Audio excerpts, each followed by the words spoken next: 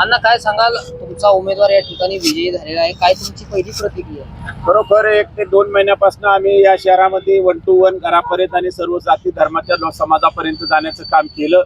त्यानंतर माझे 20 माननीय नगरसेवक जेव्हा भागामध्ये उभे करायचे होते त्यांच्याशी 1 to 1 चर्चा केली आणि चर्चा केल्याच्या नंतर त्यामधून 3 नावं आले. 3 मधून 1 नाव आम्ही नगराध्यक्षाच्या उमेदवाराला फायनल केलं आणि त्यामध्ये आज खरोखर बघितलं तर मी सांगितलं होतं की आपल्याला या शहरामध्ये भयमुक्त शहर बनवायचं आणि ते जनतेनं माझा आक्षेप केलं आणि धनशक्ती विरुद्ध जनशक्तीचा हा विजय या जनतेनं केलेला आहे. तुम्ही म्हणलात की धनशक्ती विरुद्ध जनशक्ती, मात्र भाजपचे नेते रावसाहेब दानवे असं म्हणतायत की तुम्ही जास्त हुरळून जाऊ नका, हा विजय काही कोण्या पक्षाचा नाहीये, हा सामाजिक समीकरणाचा विजय.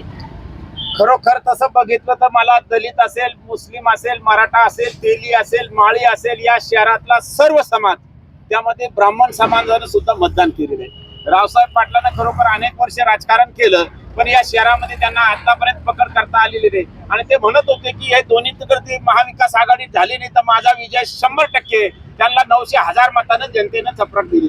ते म्हणतात की आता नगरपालिका तुमच्या ताब्यात आली, मात्र जिल्हा परिषद, पंचायत समित्या, मार्केट कमिट्या अजून बाकी आहे, त्यामध्ये तुम्हाला त्यांना माहिती आहे त्यांच्याकडे आज एकाच 10, 14 उमेदवार इच्छुक आहे. इच्छुक उमेदवार झाल्याच्या नंतर 14 मधून जिल्हा परिषदचं एकच तिकीट दिलं जाणार आहे.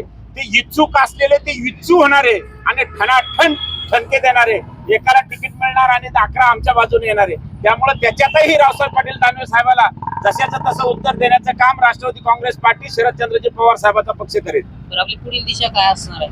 आता निवडून दिल्याच्या नंतर कालपर्यंत निवडून आणण्यासाठी सर्वांना तुतारीला मतदान करा, आमचा उमेदवार हात दाखवा गाडी थांबेल, या पद्धतीने जनतेनं ते ऐकलेलं आहे. पण आता या शहरामध्ये स्वच्छता असेल, रस्ता असेल, नाली असेल, पिण्याचं स्वच्छ पाणी असेल, याला आम्हाला प्राधान्य द्यायचंय आणि भयमुक्त, घाबरायचं कुठल्याही पक्षाने, मग तो भाजपाचा असेल किंवा कुठल्या पक्षाचा असेल, कुठल्या धर्मजातीचा असेल, त्यांना आता भयमुक्त राहायचंय. घाबरायचं काही कारण नाहीये.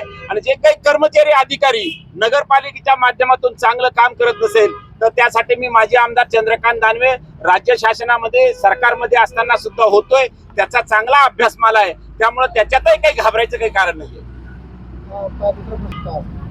आता ते आलेले आमचे सुद्धा 9 आणि 1 अध्यक्ष 10, आम्हाला कुठेही अडचण नाहीये.